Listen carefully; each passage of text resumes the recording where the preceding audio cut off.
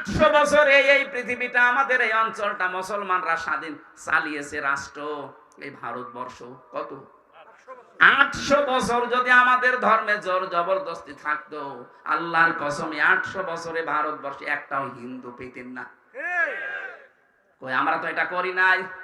অথচ এই কয়েক বছরের ভেতরে আপনারা মোদির শাসন আমলে দেখতে পাচ্ছেন মুসলমানদের মসজিদের সামনে যে ওরা উলু দিচ্ছে। আপনারা যদি এইগুলো করেন, বিশ্বে কিন্তু আপনারা একা না। মাত্র 120 কোটি হিন্দু আছে তামাম দুনিয়া মিলে, আর তামাম দুনিয়ায় 175 কোটি মুসলমান। কত? সব চাইতে বেশি আছে হিন্দু ধর্মে 220 কোটি। 230 কোটি খ্রিস্টান, তারা সব চাইতে বেশি আছে জাতি হিসাবে 2 নম্বরে। কিন্তু আমরা একেবারে ফেলে দেওয়ার মতো না। ঝামেলা করলে সারা পৃথিবীর মুসলমান যদি এক হয়ে যায়, শেষে আর পোড়ানোর মতো হিন্দু পাওয়া যাবে না। এজন্য আমরা সব মিলেমিশে থাকতে চাই। আজ ভারতবর্ষে যা করছেন এটা দেখলে আমাদের কান্না আসে যে আপনাদেরকে আমরা 4 ভাগ 96 ভাগ মুসলমান, আমরা মাত্র 4 ভাগ আপনারা জামায়া ধরে রেখেছি। এক কথা বলছেন না কেন? আমি কি কথা বোঝাতে পারছি? তো বুঝতেছেন? যারা আছেন বাংলা শিক্ষিত হন আর আরবি একটু খেয়াল করবেন, দেখবেন আনন্দ পাবেন। আল্লাহ পাক বলেন ইসলামে প্রবেশ করো। আমি বলছি করলাম না। ইসলামে প্রবেশ করেছেন পরিপূর্ণভাবে, তার আলামত কয়টা? আর জোরে। 1 নাম্বার আলামত আত্মসমর্পণ। কিভাবে করবেন আল্লাহ শেখাচ্ছেন, যে জাতির পিতা কিভাবে করেছে। দেখ, তুই যেহেতু ইব্রাহিমের সন্তান নাকি, আমরা ইব্রাহিমের সন্তান জাতি হিসাবে, এজন্য তিনি যেভাবে আল্লাহর সামনে আত্মসমর্পণ করেছেন, আমাদের উচিত ওইভাবে করা। বাবা যেভাবে, সন্তানও সেইভাবে। আর আমরা এমন বাবা পেয়েছিলাম যে হোকা খায়। এরকম বাবা ছিল না? বানানো বাবা। আমি নিজে তার চেহারা দেখেছি, ছবি দেখেছি, হোক্কা খাচ্ছে। আপনি ইব্রাহিমের পুরা জীবনী পড়ে দেখেন তো কোন দিন হোক্কা খেয়েছে। ভণ্ডামি করার জায়গা পান না। জাতির পিতা বানিয়ে দিয়েছেন, এটা কোরআনে কারিমের সাথে পুরাপুরি সাংঘর্ষিক। সূরা হজের 78 নাম্বার আয়াতের মাঝে আছে, মিল্লাতা আবিকুম ইব্রাহিম হুয়া সাম্মাকুমুল মুসলিমিন। তোমাদের জাতির পিতা আমি আল্লাহর ঘোষণা দেওয়া একজন। নাম কি? আর জোরে বলেন। এই জায়গায় কোনো মত পার্থক্য করা যাবে না, কোনো ভাগাভাগি নেই। কিসের ভাগ করেন আপনি? আপনি যদি অন্য জাতির লোক হন, আপনার পিতা আলাদা হতে পারে। আমরা যারা এই দেশে মুসলিম, কথা বলেন, হুয়া সাম্মাকুমুল মুসলিমিন, তিনি তোমাদের নাম মুসলমান রেখেছেন। আমাদের বাবা হিসাবে তিনি আমাদের নাম রাখলেন মুসলিম। আর আমরা এমন বাবা এখানে বসে আছি, সন্তানের নাম এমন নাম রেখেছে, ও হিন্দু না মুসলমান ও সাদা বোঝা যায় না। কি কথা বলছেন এখন? আপনি বলেন তো নিরপেক্ষ দৃষ্টি দিয়ে পুতুল, জয়, কোন কোন ধর্মের লোক? আপনি আন্দাজে কি বলবেন বলেন? এই নামগুলো শুনলে কি বোঝা যায় যে কি কি নামের? আরে জেনারেল শিক্ষিত বলেন, জেনারেল কিছু জানে না। তো জেনারেল জিয়া জেনারেল ছিল না? তার ছেলের নাম দেখেছেন তারেক রহমান বা তারেক জিয়া, আরাফাত রহমান। কি নামগুলো কত সুন্দর, ইসলামের সাথে মিল করে রেখে দিয়েছে। আরাফাতের ময়দানে জিয়াউর রহমান লক্ষ লক্ষ গাছ লাগিয়েছিলেন। নিম গাছ না, জিয়া গাছ বলে ওই দেশে।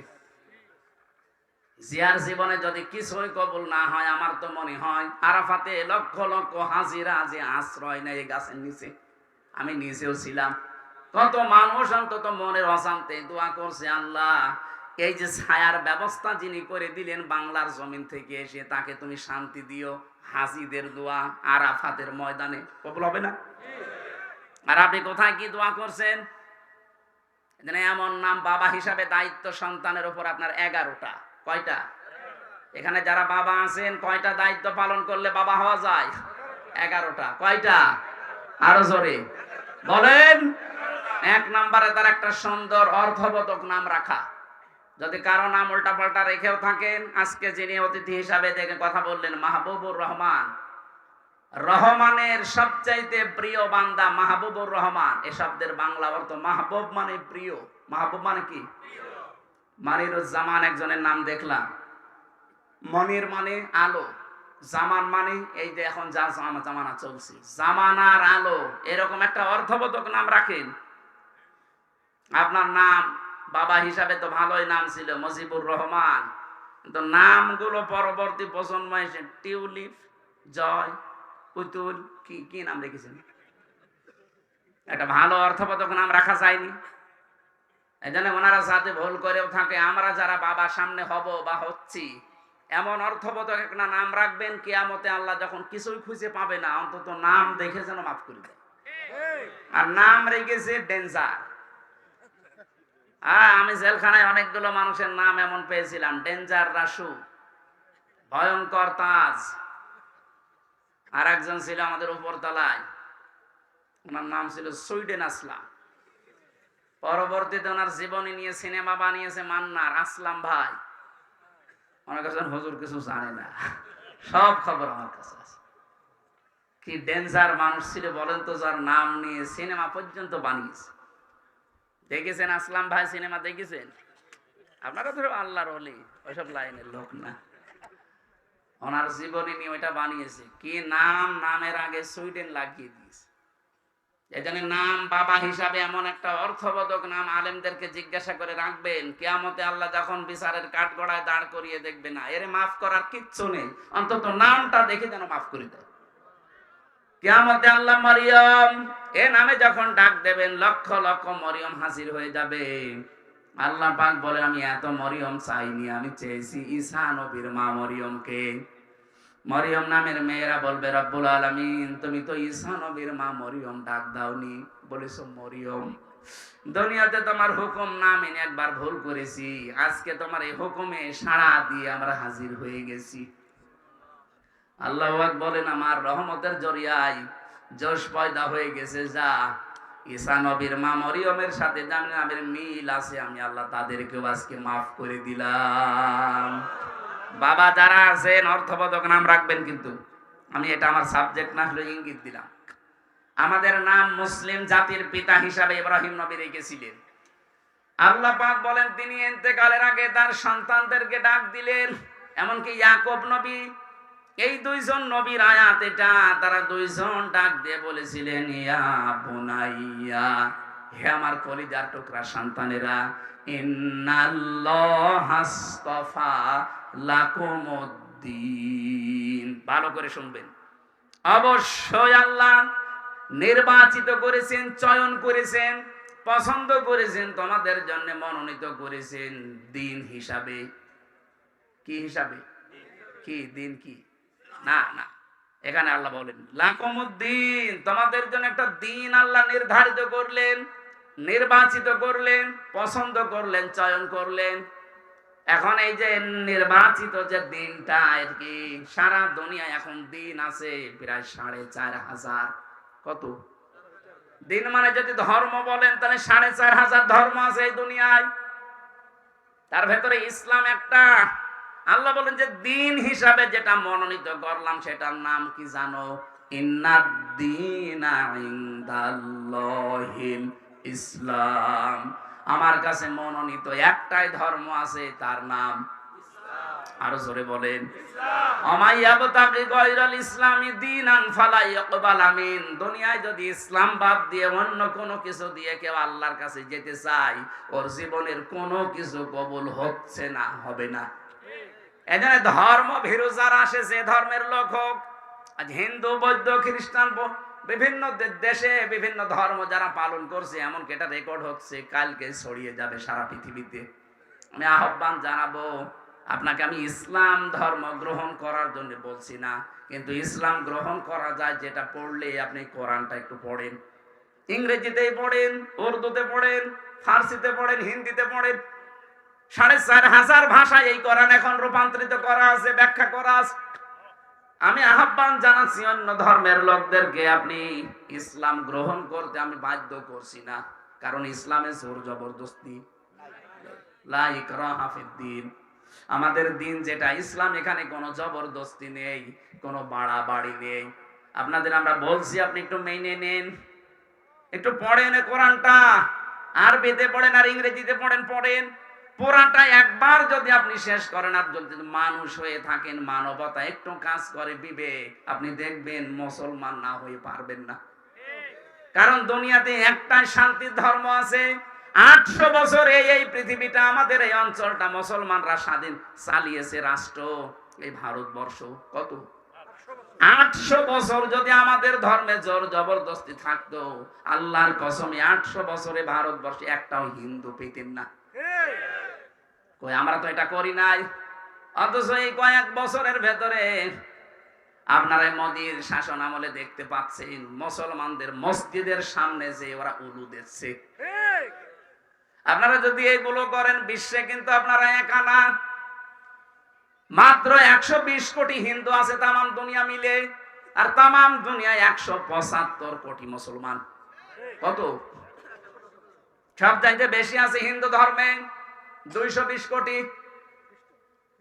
230 কোটি খ্রিস্টান, তারা সব চাইতে বেশি আছে। জাতি হিসাবে 2 নম্বরে, কিন্তু আমরা একেবারে ফেলে দেওয়ার মতো না। ঝামেলা করলে সারা পৃথিবীর মুসলমান যদি এক হয়ে যায়, শেষে আর পোড়ানোর মতো হিন্দু পাওয়া যাবে না। এজন্য আমরা সব মিলেমিশে থাকতে চাই। আজ ভারতবর্ষে যা করছেন, এটা দেখলে আমাদের কান্না আসে যে আপনাদেরকে আমরা 4 ভাগ 96 ভাগ মুসলমান, আমরা মাত্র 4 ভাগ আপনারা জামায়া ধরে রেখেছি। এক কথা বলছেন না কেন? 800 বছর শাসন হয়েছে, একটা মানুষকেও জোর করি না যে মুসলমান হওয়াই লাগবে, এখনো করি না। শুধু বলছে আপনি পড়েন, ধর্মীয় গ্রন্থ যদি সত্যি পড়েন আপনার বিবেকে নাড়া দেবে। পুরাটা একবার পড়ে দেখেন। এই যে লরেন বুথ, টনি বেলওয়ারের শালিকা, 3 বছর কোরআনে কারিম একাধারে পড়ার পরেও খ্রিস্টান মুসলমান হয়ে গেছে। সাংবাদিকরা জিজ্ঞাসা করছে, আপনি খ্রিস্টান জাতিতে আপনি মুসলমান হয়ে গেলেন কেন? লরেন বুথ বলছে, দেখেন আমি কোরআনে কারিম মুসলমানদের ধর্মীয় গ্রন্থ পুরা 3 বছর টানা টানা করে পড়েছি। আনা কম সানা কম করে না, বুঝে বুঝে পড়েছি, ব্যাখ্যা সহ। 3 বছর আমি 53 জায়গায় লাল দাগ দিয়েছিলাম। ওরা বলে আমাদের ধর্মীয় গ্রন্থ কোরআনে কোনো ভুল নেই। আমি পেয়েছি 53 জায়গায় লাল দাগ দিয়ে দিয়ে ভুল ধরলাম। তো আল্লাহ যেখানেই ভুল ধরে দেখি, তার পরের আয়াতে পরের পাড়ায় আল্লাহ এই জবাব 1500 বছর আগে দিয়ে দিয়েছে। শেষে আমার জীবনের ভুল ধরা পড়ে গেছে। আমি আর নিজের ধর্মেই থাকি নাই, চলে এসেছি ইসলামে। লরেন বুথ কিন্তু যেমন তেমন মেয়ে লোক না। টনি বেলওয়ারের শালিকা, অনার্স মাস্টার্স এবং পিএইচডি করা একজন মহিলা। এই মহিলা যদি এই অবস্থায় 3টি বছর কোরআনের কাছে এসে নিজের ধর্ম বাদ দিতে পারে, বাংলাদেশ সহ বিশ্বে যারা অন্য ধর্ম মানেন, আপনি যদি সত্যিই পরবর্তী যে জগৎ আসতেছে এটা বিশ্বাস করে থাকেন, আমরা পরকালে বিশ্বাসী, আর হিন্দুরা পুনরুজ্জন্মে বিশ্বাসী, যে ওরা আরেকবার জন্ম নেবে, আবার আসবে। যদিও এটা বাস্তবতার সাথে মেলে না। এজন্য আহ্বান জানাবো, আপনারা আসেন। আমাদের ধর্মীয় গ্রন্থ এটা সবার জন্য উন্মুক্ত। আপনাদের অন্যান্য ধর্মের মতো না যে ধর্মীয় গ্রন্থ খালি ওই ঠাকুররা পড়তে পারবে আর কেউ পড়তে পারবে না। এটা সবার জন্য, সে যেই হোক। কথা বলেন না কেন? আদা বায়ানুল লিন্নাস হুদাল লিন্নাস। মানুষ আপনি পড়েন, আপনাকে পরিবর্তন করতে কোরআন বাধ্য করবে, এমন কিছু আল্লাহর ভেতরে দিয়ে রেখেছে। তাহলে এই যে ষড়যন্ত্রগুলো হচ্ছে, এটা আশা করি বন্ধ হয়ে যাবে। তাহলে দিন হিসাবে আল্লাহর কাছে মনোনীত ইসলাম।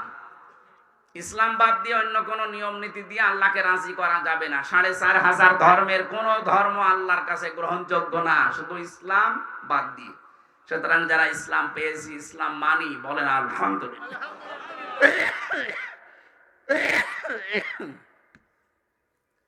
আমি ইসলামে পরিপূর্ণ প্রবেশ করেছি, তার প্রথম আলামত হচ্ছে আমি আত্মসমর্পণ করব কার কাছে? ইসলামের কাছে। কার কাছে? 2 নম্বরে, আমি যে পরিপূর্ণ ইসলামে প্রবেশ করেছি তার প্রমাণ আমি এই যে লিখে এনেছিলাম তাফসীর থেকে, আমার ইখলাস থাকা লাগবে। কি থাকা লাগবে? ইখলাস মানে যা করব আমি আল্লাহর জন্য, কাউকে দেখানোর জন্য। কিছু যদি দানও করি, আমি লোক দেখানোর জন্য করি না, এটা যা করি প্রকাশ্যে গোপনে কার জন্য। এটা যখন তৈরি হবে 100 ভাগ, তখন আপনি বুঝবেন যে হ্যাঁ আপনি ইসলামে প্রবেশ করেছেন। 3 নম্বরে আপনার চরিত্র হওয়া লাগবে উন্নত চরিত্র। আজ আমাদের চরিত্রের যে অভ্যাস, সামনাসামনি দেখলে বোঝা যায় না, পেছনে ওর চরিত্র শয়তানের চাইতেও খারাপ। এখানে বহু মানুষের মোবাইল আছে, এমন দৃশ্যগুলো মোবাইলে রেখে দিয়েছেন সেভ করে, নিজের জিনিস দেখলে আনন্দ পায়, অন্য কেউ দেখলে লজ্জা পায়। এরকম দৃশ্য নেই? বলেন, এটা উন্নত চরিত্রের কাজ, যেটা আমি নিজে দেখবো, আমার বাবাও দেখতে পারবে। কথা বলেন না কেন? আর আমি দেখলে আনন্দ লাগবে, অন্য কেউ দেখলে আমার কাছে লজ্জা লাগবে। এটাই তো চরিত্রের মহা অবক্ষয়। যাদের কম্পিউটারে মোবাইলে এরকম দৃশ্য আছে, এই মুহূর্তে ওটা ডিলিট করা লাগবে। কারা কারা এরকম অদৃশ্যগুলো ডিলিট করবেন? হাত তোলেন তো। একজন দেখি, মোবাইল দেখি। বাটন মোবাইল কেন? বাটন মোবাইল তোর মোবাইলে কিছু আছে? খালি ওর মনে হয় বান্ধবের নাম্বার সেভ করা আছে, তাছাড়া কি থাকবে? যাদের এরকম এই যে স্ক্রিন টাচ মোবাইল আছে, যা সেভ করে রেখেছেন, নিজে দেখলে আনন্দ পান, অন্য কেউ দেখলে লজ্জা পান, ওটা ডিলিট করা লাগবে। উন্নত চরিত্র করতে হলে লাইনে না গেলে আপনি পারবেন না। 4 নাম্বার, আপনার আকীদা বিশুদ্ধ হওয়া লাগবে। আজ বাংলাদেশ জামাত ইসলামের যারা আছে, এদের একটা মিথ্যা তহমত লাগিয়ে দেয় যে এদের আকীদা ঠিক নেই। তোমার আকীদা এত ভালো, একটু ফাঁসির দড়ি গলার কাছে আসুক, আকীদা সব বেরিয়ে যাবে। সুতরাং এই উল্টা পাল্টা ফতোয়া দিয়ে মুসলিম একটা দল এই বাংলাদেশে এই 53 বছরের সবচাইতে বেশি জুলুমের শিকার এই বাংলাদেশ জামাত ইসলামী। এই মুসলিম দলের উপর এই মিথ্যা তহমতটা দিয়ে নিজের গোনার পাল্লা ভারী করাবেন না। তাদের আকীদা ঠিক নেই, আপনার আকীদা খুব ভালো আছে। আপনার যে সমস্ত বইপত্র লেখা, ওর ভেতরে আকীদার তো আও নেই, শুধু বেআকিদার কথা লেখা। আর উল্টা পাল্টা যে ফতোয়া দিয়ে এদের আন্দাজে ভুল ধরেন, এদের পুরো বইটা পড়ে দেখবেন, আকীদা বাংলাদেশের সবচাইতে আকীদা শুদ্ধ এদের আকীদা। খালি ফতোয়া দিয়ে বেড়ায় মানুষের বিরুদ্ধে, নিজেরটা ঠিক নেই। 5 নম্বরে, শুধু আকীদা শুদ্ধ হলে হবে না, লেনদেনে স্বচ্ছ থাকা লাগবে। বাংলাদেশে এইটা সমস্যা বেশি। দেখতে তো ভালো মানুষ মনে হয়, 5 ওয়াক্ত নামাজ পড়ে, রোজা রাখে, হজ করে এসেছে, কোন দোকানে যদি বাকি থাকে ও দোকানের সামনে দিয়ে যায় না। লেনদেন যদি স্বচ্ছ না হয়, যতই নামাজ পড়েন, নামাজ কিন্তু কবুল হবে না। আর আপনি ইসলামে প্রবেশ করেছেন, এটা আপনাকে কোনো আলামতের ভেতরে নেই। এই 5টা, কয়টা? আত্মসমর্পণ করা আল্লাহর সামনে। 2 নম্বরে, ইখলাস লাগবে আমাদের সব কাজে। 3 নম্বরে, উন্নত চরিত্র অর্জন করা লাগবে। 4 নম্বরে, বিশুদ্ধ আকীদা লাগবে আমাদের। 5 নম্বরে, লেনদেনে স্বচ্ছ থাকা লাগবে। এই 5টা যদি জীবনে পাওয়া যায়, আল্লাহ বলেন তুই ইসলামে পরিপূর্ণ প্রবেশ করেছিস। এইটা আমরা দেখাতে চাই আল্লাহকে। কথা বলে না কেন? মা বোন যারা এসেছেন, শুধু নামাজ পড়া, রোজা রাখা আর কালো বোরকা পরা ইবাদত না আপনার জন্য। আপনার ইবাদত হচ্ছে স্বামী যখন বাইরে থেকে আসবে, স্বামীকে আনন্দ দেবেন, সে যেভাবেই হোক, সাজ করে, কথাবার্তা দিয়ে, অভ্যর্থনা জানিয়ে স্বামীকে আনন্দ দেওয়া, এটা আপনার জন্য ইবাদত। 2 নম্বর, ওই যা গাবা আনহা হাফিজাতুহু, যখন স্বামী বাইরে যাবে তখন আপনি নিজেকে হেফাজতে রাখবেন। 3 নম্বর, ওয়া তুইনু আলা দীনি যাওজাতিহা, স্বামী যদি দিনের কাজে যায়, মানবতার কাজে যায়, তখন তাকে সাহায্য করবেন, সময় দেবেন, উদ্বুদ্ধ করবেন। কিন্তু অনেক মহিলা নামাজ পড়ে, রোজা রাখে, স্বামী দিনের কাজ করে, স্বামী মানবতার জন্য কাজ করে বেড়ায়, আরো বাধা দেয়, না আপনার নামাজ হচ্ছে না। 4 নম্বরে, স্বামী যদি আদেশ করে আর ওটা যদি জায়েজ হয়, আপনার জীবন থাকতে মানা লাগবে। কথা বুঝতেছেন? আমি যাহ যত স্বামী এখানে বসে আছি, প্রত্যেকটা স্বামী আমরা চাই বিয়ের পরে আমার মা বাবা আমার সাথে থাকবে। 100টা না 98টা মহিলা এটা চাই না। আরে মহিলা চাই না, তার কারণ আছে। এই মহিলাকে ওর মা আর ওর বড় বোন ওখান থেকে খালি টিপস দেয়। আমি কি বেশি বলে ফেললাম? না। আপনি মা বোনের কথা শুনে নিজের শ্বশুর শাশুড়ির সাথে খারাপ ব্যবহার করলে জীবন ওর স্বামীর মন পাবেন না। উপরে উপরে হয়তো জজমিয়া সংসার করার জন্য আপনাকে ভালোবাসা দেখাবে, তোর মা বাবার সাথে যদি খারাপ আচরণ করেন, দেখতে না পান, জীবনও ওর মন পাবেন না। আমি নিজে স্বামী হয়ে বলছি, এই কথা বলছেন না? জজমিয়া, এটা মনের কথা না? আল্লাহ মেয়েদেরকে 4টা কাজ করার তৌফিক দেন, বলেন আমিন। আগামীতে কোনো জায়গায় আসলে আমরা কথা বলবো আবার। আমরা 3 বছর জেলে থেকে অনেক কিছু হারিয়ে ফেলেছি। শরীরে বহু রোগ, ডায়াবেটিস এত বেশি, 19 পয়েন্ট ছিল। ডাক্তার বলেছে রাত 10টা 10:30টার পরে আপনি আর জেগে থাকবেন না। কিন্তু আপনারা তুলতে দেরি করে ফেলেন, তো এই জন্য আমারও দেরি হয়ে যায়, 11টা বাজে। আবার বাড়ি যাব, কালকে ডবল মাহফিল আছে কুষ্টিয়ায়।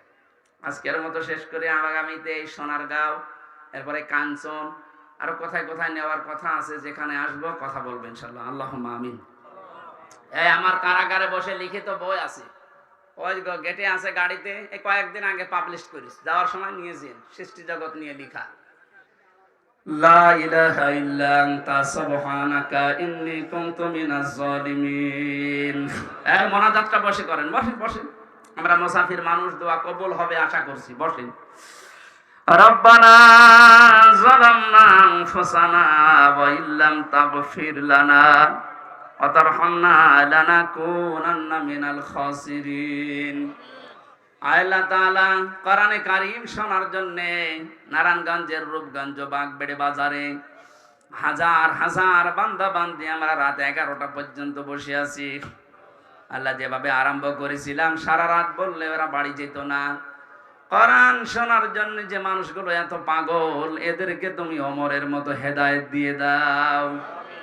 এ মাহফিলের আয়োজন করতে গিয়ে তোমার যে বান্দার আশ্রম দিয়েছে, বিশেষ করে তোমার বান্দা জজ মিয়া, তার ছোট সন্তানটা হারিয়েছে, মরহুম আবিরকে তুমি জান্নাত দিয়ে দাও। সে তো এমনি ছোট মানুষ, তার গোনা তো লেখা হয়নি।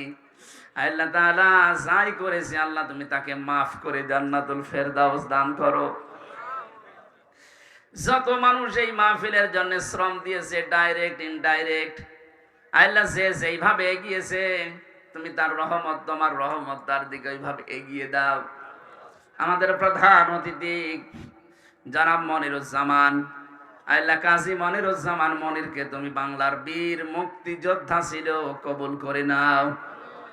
বিশেষ অতিথি আমাদের মাহবুবুর রহমান ভাই সহ যত অতিথি এখানে এসেছে, আল্লাহ এদেরকে কোরআনের ইজ্জতি কবুল করে নাও। সম্মানিত মা বোনদেরকে তুমি পর্দায় থাকার তৌফিক দাও, ফাতিমার মতো, খাদিজার মতো বানিয়ে দাও। আল্লাহ তাআলা জালেম থেকে আমাদেরকে যখন বাঁচিয়েছো, কিয়ামতের আগে কোনো জালেম যেন আর চেয়ারে বসতে না পারে, সেই ব্যবস্থা করে দাও। আমি সহ যারা অসুস্থ আছি, আল্লাহ আমাদের শেফায়ে কামেলা জেলা দাও। যে বাড়িতে এসে বসেছিলাম, এই বিল্লাল ভাইয়ের বাড়িকে কবুল করো, রহমত নাজিল করো। আল্লাহ কত মানুষ আমাদের মনে এমন আকাঙ্ক্ষা, তামান্না, কামনা, বাসনা আছে, আমাদের চাহিদা আশাগুলো পূর্ণ করে দাও। এরূপগঞ্জ থানার অফিসার ইনচার্জ যিনি, তাকে মঞ্জুর করো।